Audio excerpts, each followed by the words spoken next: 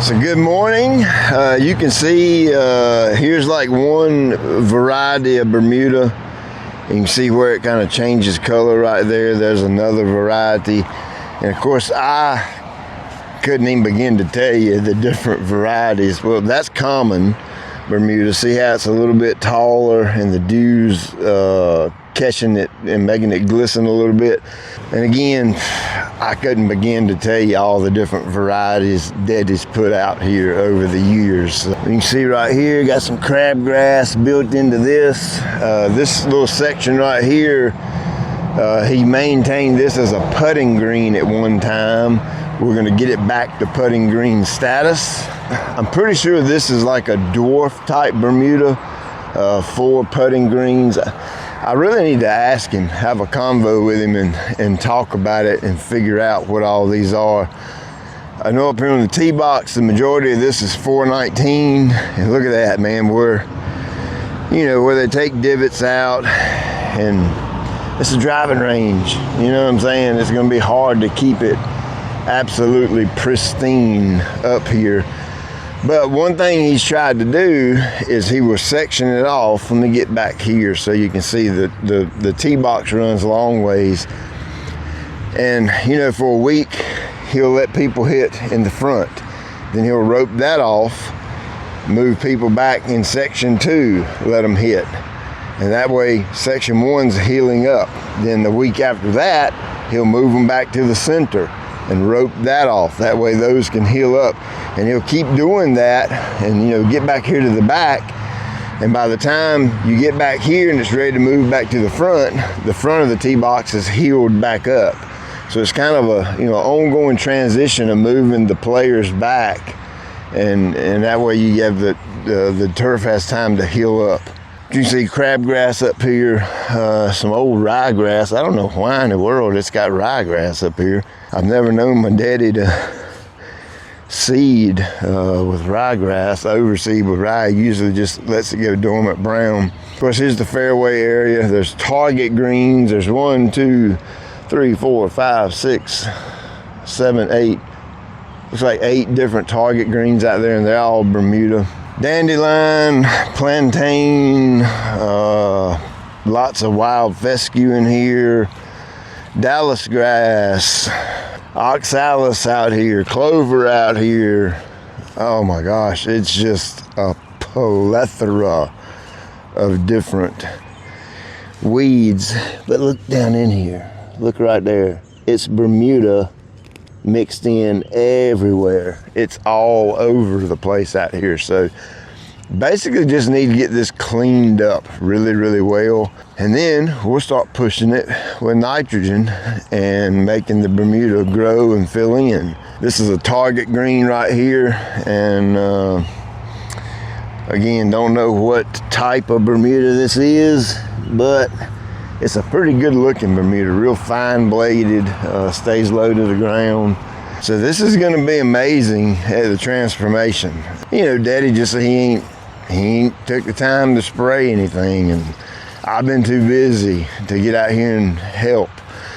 But I made my mind up and made a commitment to it this season, this year, that I'm gonna get this joker back right for him, and so he can enjoy the mowing aspect of it anyway. For you homeowners, I will list out the equipment that you need and the herbicides you need. And of course, you're watching the video and you'll learn the process. But step 1 is we're gonna clean up the weeds, and we're gonna fertilize the Bermuda. We're gonna do that at the exact same time because we're using a liquid.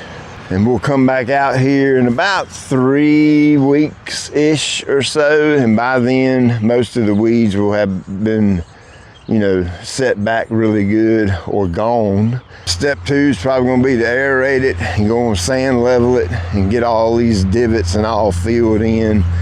And then Daddy will just have to pick a couple of spots out here where the turf is better, like along this edge, and let them hit back here while all of this yucky fills back in and grows back in.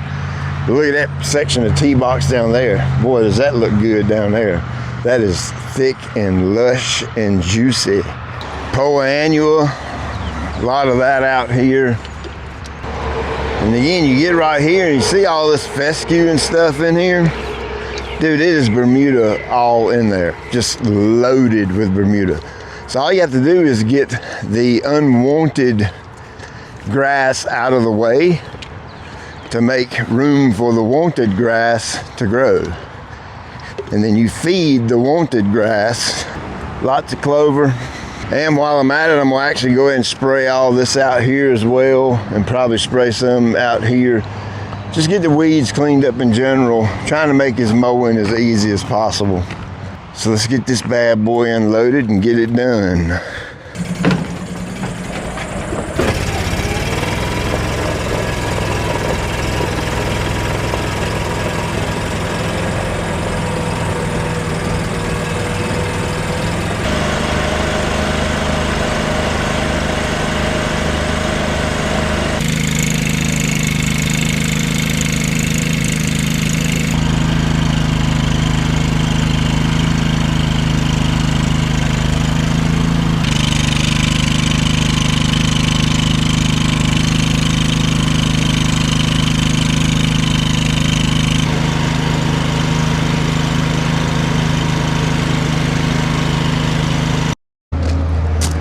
Smile, you're on YouTube.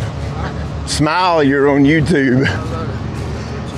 So it's going to get ugly before it gets better, of course. Huh? I still figured that. Yeah. Well, I mean, you got a lot of junk out here. Okay. So just give it, I don't know, 2 or 3 weeks, and then all the junk will be kind of gone and melted out, and a couple of rains, and it's going to pop. And I'll be back. I didn't get but like halfway out, so I got to get some more material, and I'll finish spraying to the woods, and that way it'll all be uniform and look the same. Probably back in 3 weeks, and we'll do the sand on it and aerate it and all that. We'll just do the tee box for that, and get that, maybe get that golf green back like it ought to be. Yeah. So, all right, good deal. Love you. See you. So not gonna lie, I still get nervous around my dad from time to time. I know that's weird, but I think it's because of the level of respect I have for him. Yes, sir. No, sir. No, don't mow. I'd wait at minimum 24 hours. If you can go a little bit longer than that, go longer. I'd give it about 2 days, and then you can start back mowing. Okay. All right. See, I didn't tell him I was going to show up with a video camera, so I wasn't sure how that was going to go. Let me get you set up right there. But man, yeah, I know that's strange. You shouldn't be nervous around your dad. And of course, the overwhelming majority of the time, I'm not. We're very comfortable together, and we talk about whatever, anything. My dad's a believer, and we talk about the gospel, we talk about golf, we talk about basketball. He's a big-time Tar Heel, and so I don't want it to sound like I'm nervous and afraid of my dad all the time. I have a certain level of respect for my dad. Watching him work like a dog growing up, blue collar worker, and like I said, he uses his hands. He's a carpenter, and I respect that.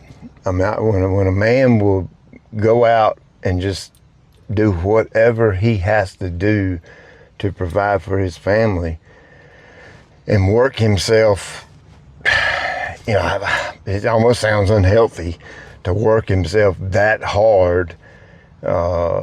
There's respect along with that.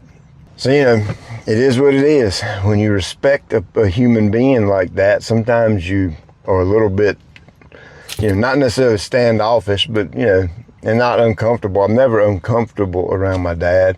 It's just that I respect him that much. I do. That he talk about the fear of the Lord. Well, I got the fear of my dad. Okay, that's very real for me. So it's a healthy respect and a healthy nervousness. So I got to go and spray some more ball fields.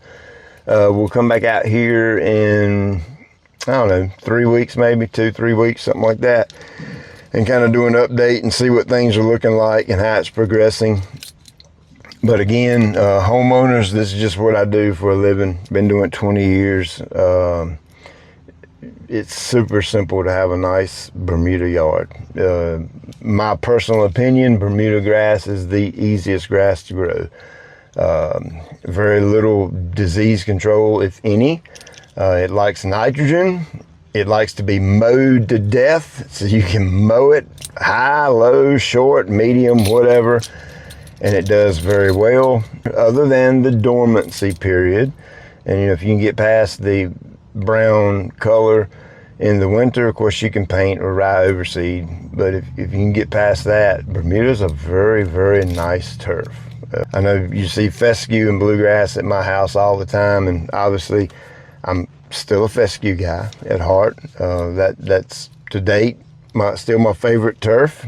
Bluegrass is a very, very close second. I mean, like, it's right behind it. Just, you've seen my blue heat and how it looks. It's just fantastic. Bermuda has its place in lawn care. It's on driving ranges, golf courses, athletic fields, and in home yards all over the country. And it is a fantastic turf grass when it's maintained right, and it's got a lot of benefits to it. So hope you found this video helpful.